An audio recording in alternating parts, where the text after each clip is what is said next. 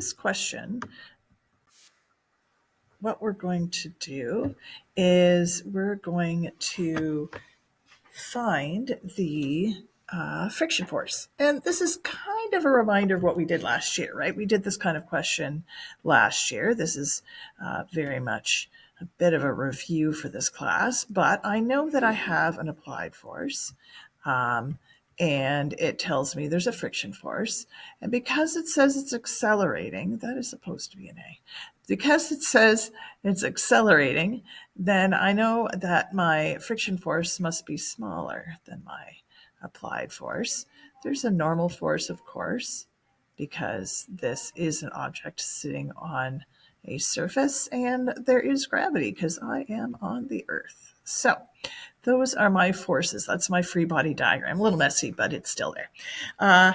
And what this is telling me is I have an acceleration of 1.2 meters per second squared.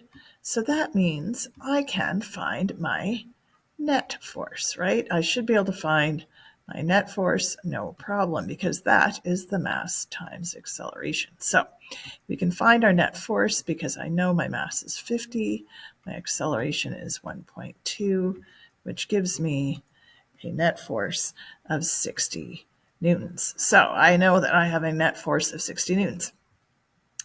I also know that the other way to find my net force is to think about the forces and how they're interacting. And in this case, my applied force is the positive force moving it forward, and my friction force is a negative force slowing it down. And those are the only two forces acting horizontally in the direction of the motion. So they're responsible for the motion, which means I can put my 60 here.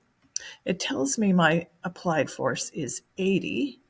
That is supposed to be an 8. It doesn't look like an 8. So it's supposed to be an 8. So it says that it's 80.